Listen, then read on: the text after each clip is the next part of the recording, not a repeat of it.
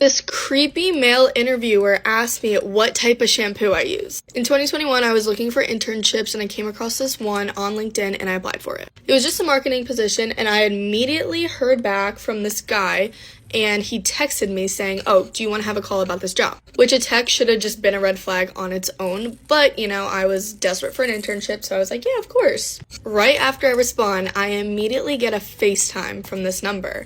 And I was like, oh, I thought we were doing like a phone call because that's like normally what you do. Immediately I knew that this didn't feel right, but I answered and it was a guy that was probably about like 25 years old. He looked very young. Right when I answered, he mentioned like something about my looks and like how I was pretty. And immediately I got very uncomfortable because like this guy is supposed to be interviewing me. He probably talked about the job for a good 10 minutes and we sat on FaceTime for an hour. He was obviously flirting with me and I probably should have cut it short, but I didn't really know much about the job world. So I was like, okay, maybe he's just trying to like get to know me, kind of like act young, be cool. On this call, he was asking if I had a boyfriend, if I had any siblings, what my family was like, what my best blackout story was. Like, what? I felt very uncomfortable. And then he sends me a text and he's like, okay, it's between you and another girl. I'll let you know if you get the job by the end of the week. After he called me saying that I got the job, he immediately sent over an NDA and something else to sign. And at that time, I was like very doubtful and very scared because I was like, I don't know what to do. Like, I feel bad because I want the job. And at this point in my life, I was desperate for an internship. I've had applied to so many positions and I literally heard back from none. And finally, when I hear back from one, of course, the guy is freaking weird. I signed it and I accepted the position. So here's where the shampoo comes into play. The day after I signed to work with this man, I just had a feeling that he was going to call me the next day because he always had a tendency to call me.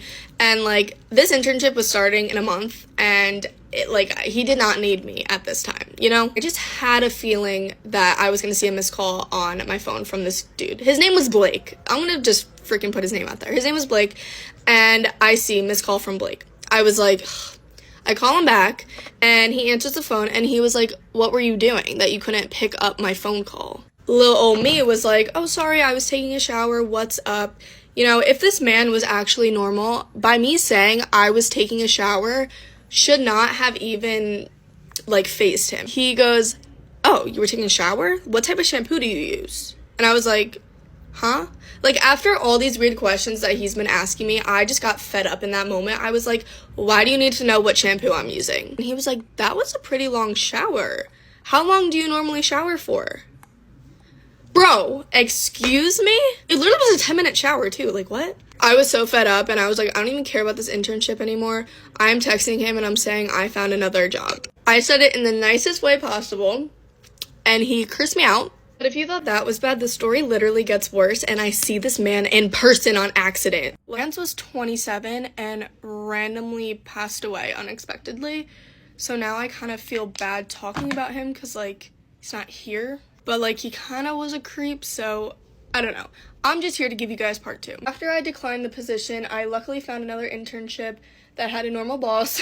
I knew this guy was from New Jersey and I'm also from Jersey, but I never thought I would run into him anywhere. So it's summer, I'm down the shore with my friends and we are at Seaside Boardwalk and we are at Spicy's. I look over and I see this dude smiling at me, smirking, and he's alone.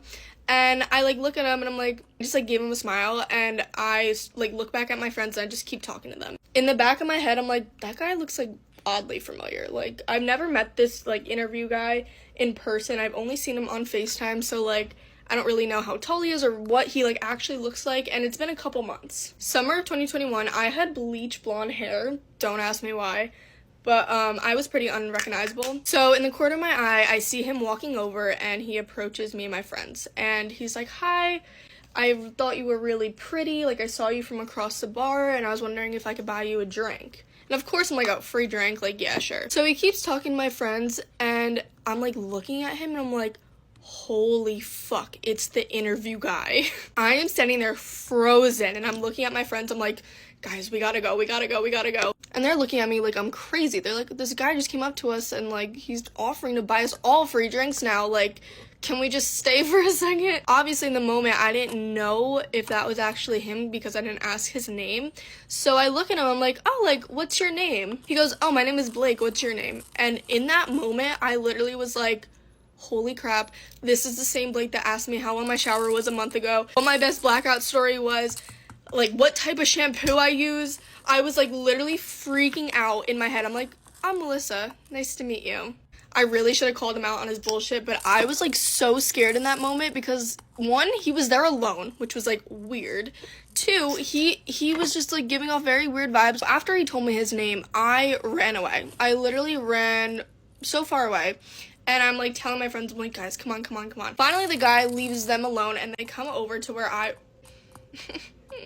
They come over to where I was and they're like, what's wrong? Like, literally, what is wrong? Like, that is the creepy interview guy. And they're like, what the fuck? They're like, why didn't you say anything sooner? Then my friend goes, he literally gave me his business card.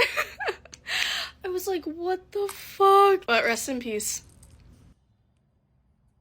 My boyfriend's best friend tried to ruin our relationship. Story time. So a little bit of background information. My boyfriend Steve used to be friends with this one girl, and we'll call her Amy. Now listen, this friendship was more flirty than anything. So me and him got to know each other through spring, summer, and we would always hang out after school. And sometimes Amy would be there too. So one night, me and Steve are FaceTiming and we admitted to each other that we actually really did like each other. So the next day we went on a date and it kind of just went from there. At this point, I'd started to become really good friends with Amy too. And after that we told her we were dating, she started acting really freaking strange around me. Whenever I would see her in the corridors at school, I'd try and say, hey, have a little conversation, and she would just give me this dirty look. She'd be like, so I started saying to Steve, like, I think Amy's really mad at me for something. And he said that he would talk to her. So before me and Steve started to date, Amy had mentioned that there was this guy that she wanted to ask to prom. And she said that she'd liked him for a really long time, actually. So Steve goes to speak to Amy. Steve comes up to me.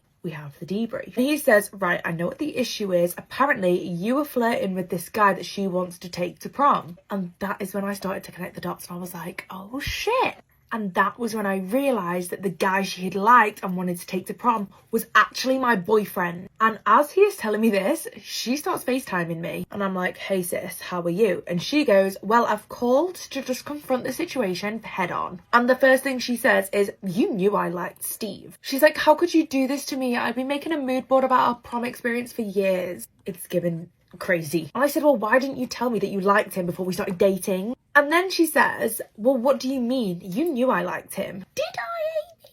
Did I? But I was sitting there thinking about how they'd been best friends for like 5 years and nothing had happened. Basically, this isn't my fault. And then she says, I'm pretty sure if you just break up with Steve now, me and you can get past this and we can still be friends. I think that one might be a no, Amy. So I got Steve out and I was like, listen, we've talked this whole situation out. I didn't tell him all the specifics of what she said. I very much trust Steve, but I just wanted this whole situation over and done with, and I didn't want to drag him into it as well. So it kind of all settled down, but then a few weeks after that, she decides to get her brother involved. We'll call the brother Dave. Amy's brother and Steve were best friends, by the way. And buckle in, huns. So Amy starts saying a load of shite about how I had been hooking up with Dave, which obviously isn't true. Anyway, one day, Dave texts Steve and is like, I find it really strange how you've cut Amy off considering your girlfriend is the issue. And apparently Dave chose violence. Steve's like, what do you mean? He goes, your girlfriend texts me all the time. She booty calls me. We've been hooking up for ages. He's like, I can send you the evidence and the text. She's even sent me pictures that I can send you for proof. Obviously, none of this is true. Before I started to date Steve, I'd been dating this guy and he actually like leaked some of my pictures. So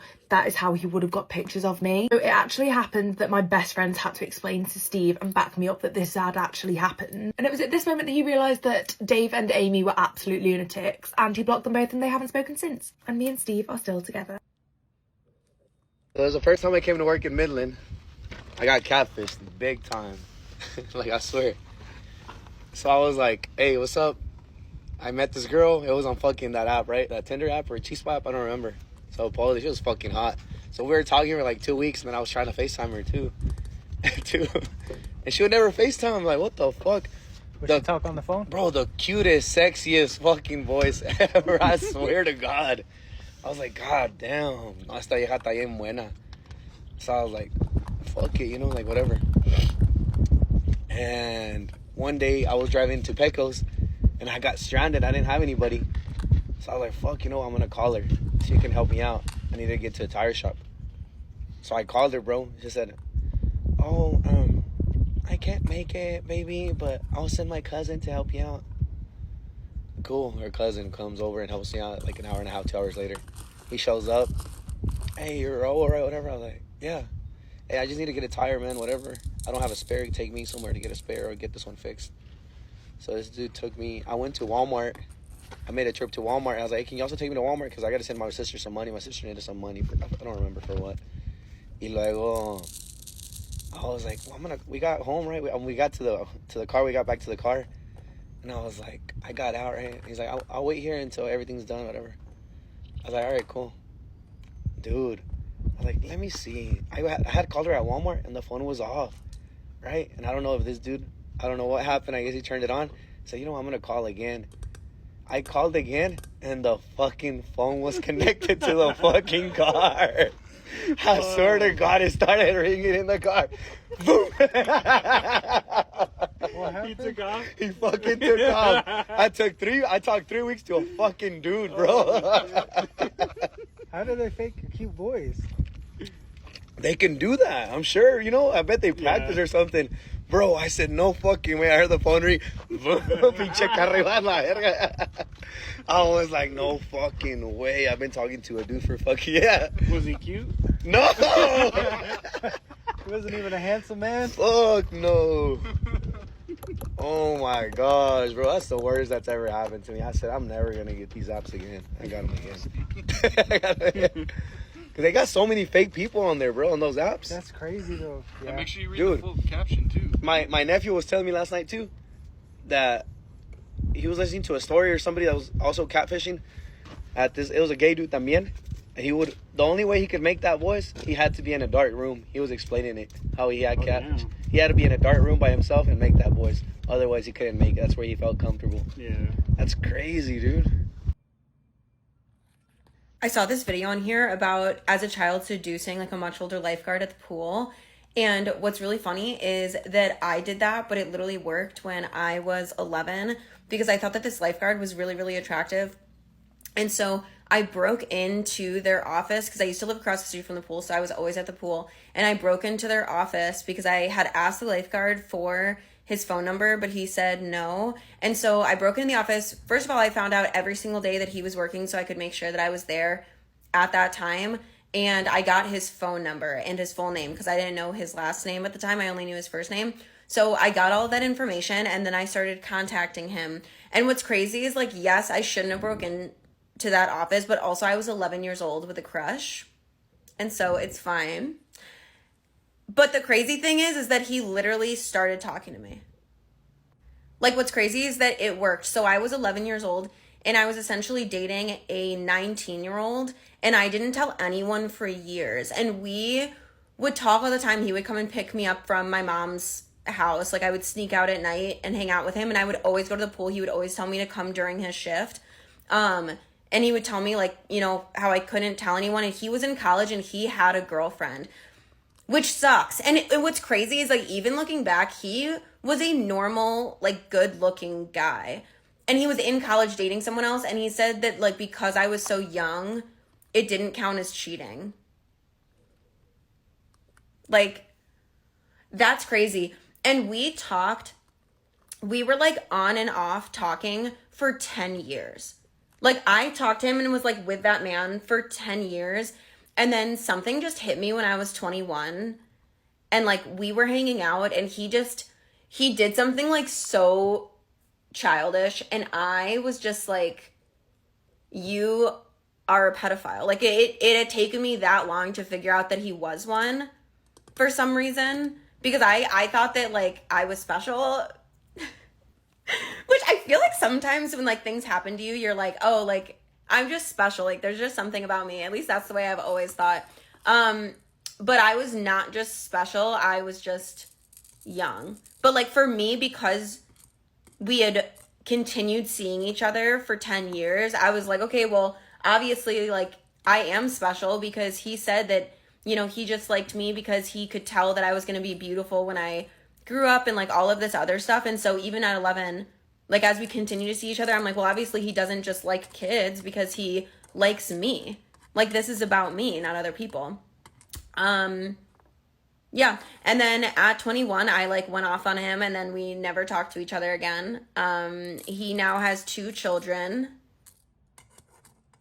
Am I the asshole for not letting my brother's boyfriend choose my wedding dress? This situation is ridiculous enough that I wouldn't be asking about it here if not for my brother not being on my side about it, something that has never happened before. I, 24 female, plan to get married in July. Me and my brother, 22 male, have been incredibly close to each other since childhood, and for this reason, I have made him into my man of honor. We've never even gotten into a fight with each other since middle school, at least until now. Now my brother has a boyfriend, 25 male, who desperately wanted to be involved in my wedding planning. I found his eagerness a bit odd, but harmless at the time, so I let him in. However, he started sending me links to the wedding dresses he said, quote, I should totally be wearing, which I looked over, but none of them looked like my style. I eventually did choose a wedding dress of my liking. However, my brother's boyfriend sent me a message saying, quote, wow, so you didn't even bother seeing my suggestions? Why did you waste my time trying to help you? I told him that I did look over it, but none of the dresses he sent seemed my style. And then he replied with, quote, I didn't know your style was Moby Dick the white whale. I was shocked at what he told me, as he never seemed to be the type to be rude to someone. Not to mention, he knew I have insecurities and issues around my weight. Told him that his opinion on my wedding dress is frankly irrelevant because I'm the one who has the last say on it, and I thought that that would make him apologize for his previous offensive remark. Instead, he just said that I'm a controlling bride and I intentionally set him up to try to help me just to waste his time for nothing. I told him that if he's not happy with my decision, then he doesn't need to come at all, as I don't need his negativity around. Yeah. He didn't reply back. However, my brother called me to accuse me of treating his boyfriend badly, and I shouldn't have dismissed him like that. I told him how rude he was to me, but he just said that his boyfriend's just a bit of a fashion critic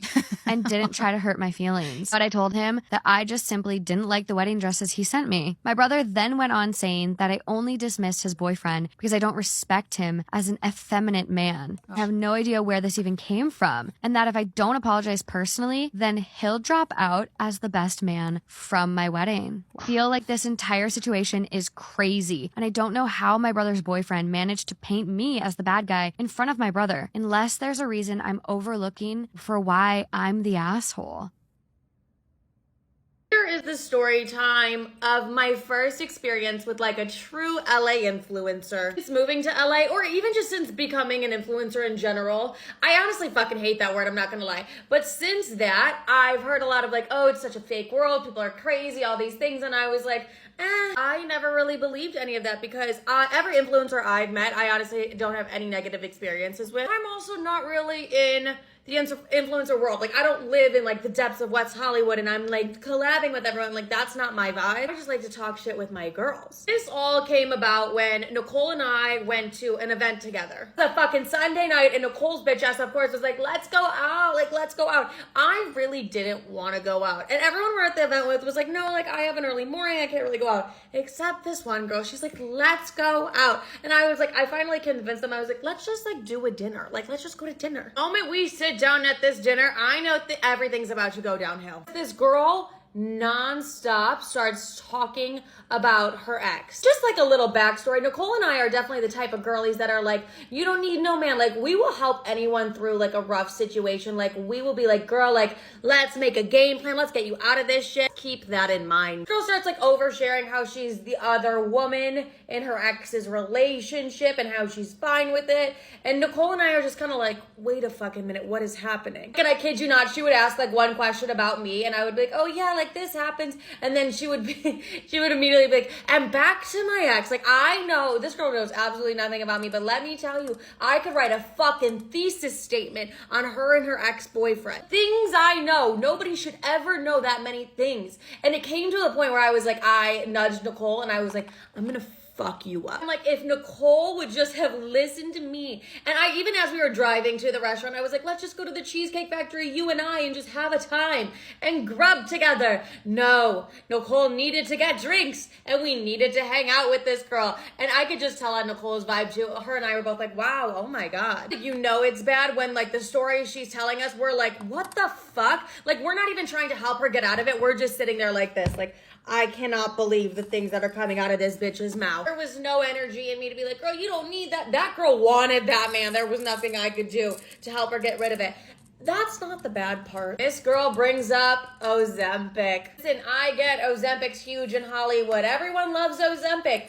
I don't really give a fuck about Ozempic. I'm also not like, I don't want to be on Ozempic. And there's Cole sure as fuck doesn't want to be on Ozempic. This girl is on Ozempic. There's nothing wrong with that. Until she tries to convince us to get on Ozempic. The way this girl is talking about Ozempic, as if she's like in a pyramid scheme for it and she like needs to sell it to us kind of thing. Like, that is the way that she's describing Ozempic to us. And Nicole and I are kind of just sitting there like twiddling our thumbs, like, what the fuck do we do? I'm getting an earful on fucking Ozempic. I'm getting all the pros of Ozempic, how amazing it is, all these things. I never asked. And also, Nicole and I are like previous eating disorder girlies. Like, the last thing I want to do is hear about Ozempic while I'm shoving my face full of pizza because I'm a fucking hungry bitch. Like, I've worked too hard in my eating disorder recovery to be like fucking at an MLL scheme trying to get, like, this bitch trying to get me on Ozempic, like, as if it's her job to be an Ozempic dealer. I would get it if I asked about Ozempic,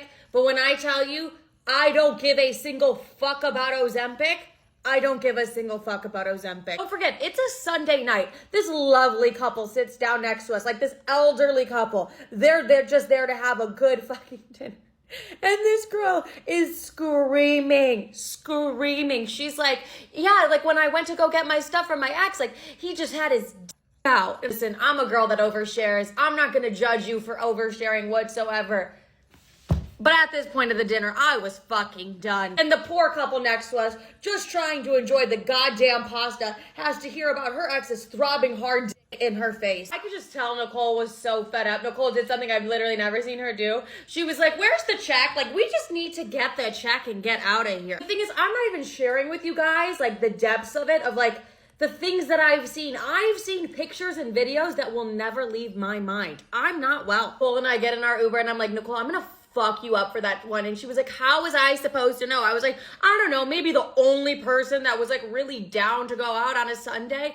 And we were just like Nicole was like, I really wanted dessert. I was like, bitch, same, like, I really wanted dessert, but I couldn't sit there another second. Like, it was just getting so bad. That was my first experience with an LA influencer. And let's just say, like, I'm good. I'm sticking to my people and I'm good.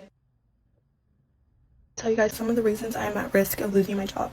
So basically my job description is front end, so I can do anything. Like, I can be a cashier, I can assist for the cashiers, I can check receipts at the door, I can fold clothes, I can be on the floor, I can do anything. But about 6 months ago, they realized I'm pretty fast at cashiering, so they offered me a position to just be a cashier, and you do get $1 extra. So now that I'm making the cashier pay, I do have to be behind the register for usually 8 hours a day, sometimes 5, but mostly 8.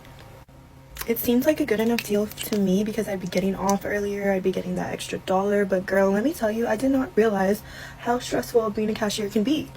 Like, those freaking receipt checkers at the door being my biggest ops. A lot of, like, customers think we're, like, trying to stop them from stealing, but really they're trying to catch the cashier for making a mistake. Making a mistake being overcharging an item, undercharging an item, double scanning, or missing an item. So you're only allowed 3 mess-ups in a 7-day period, and honestly, I think that's kind of ridiculous because you're behind the counter 5 days a week for 8 hours. And I know what you guys are thinking, just don't mess up. But it's way easier said than done, trust me. And keep in mind, in that 7-day period, you're only allowed a $100 limit to your mess-up. Let me explain. So you know how you're allowed to miss 3 things or whatever? Say you miss one and that item leads up to over $100, it's automatically a write-up and you're already over your limit for the week. I'm gonna blow dry my hair and tell you guys how I messed up so badly.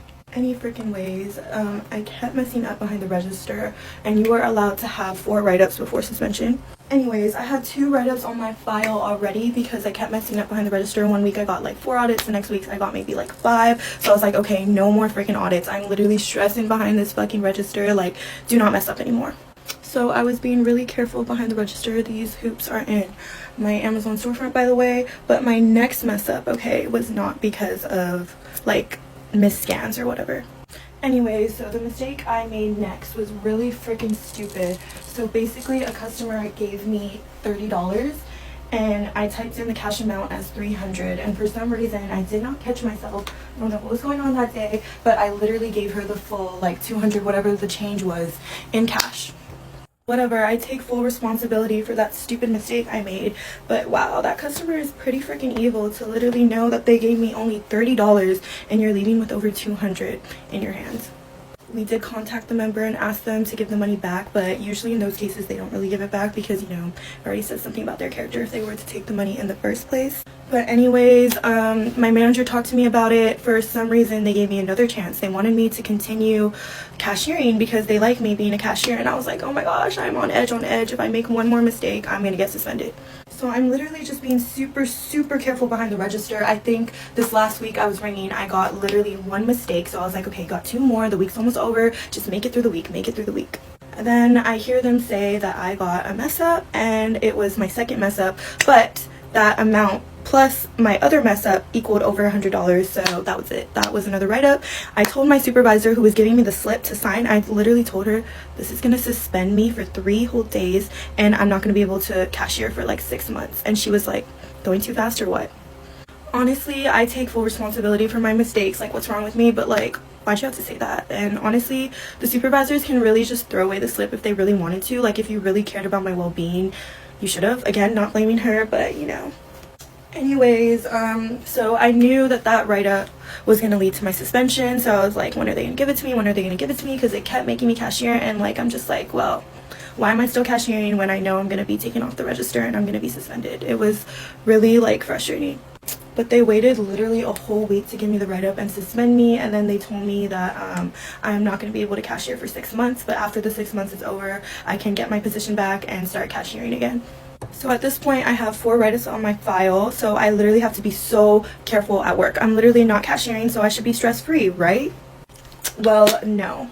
So you're allowed 3 tardies in a 30-day period, and one day I was late because I thought I worked at 12:30, but I did actually work at 12:15, so I was 15 minutes late. So that's one instance. But like, I'm never late, so I wasn't too worried about it. I was like, just don't be late again. Like, it'll drop off in 30 days. So at this point, I'm making sure I'm on time to work. Literally, like, while I'm literally trying to find parking, I put my name badge in my pocket and I run in, so I'm like on time. I literally ran into work this day that I got suspended.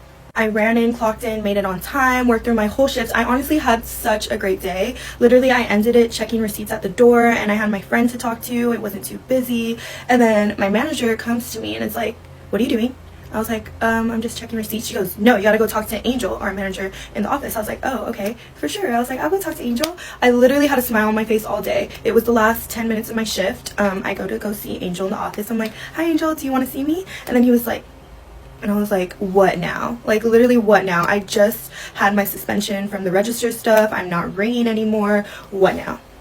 So he takes me in the office, and there's a higher up manager in there with my file on the table, and they're like, so you were late 3 times. And I was like, what? I've literally been running in. I like logged my lates. Like, there's no way. And they're like, you have an instance on January 14, February 9, and February 12.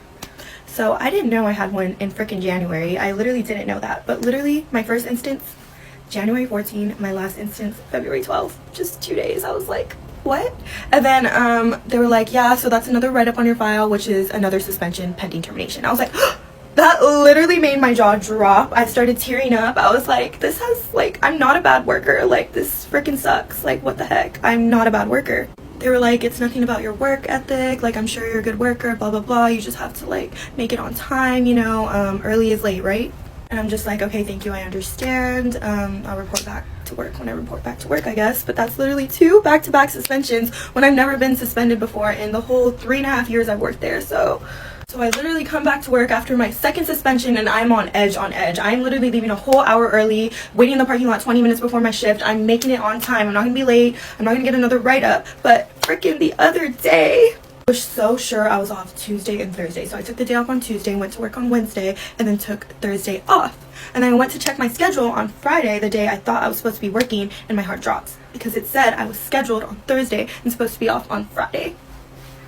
Mind you, that's going to be a no call, no show, which is another automatic write-up.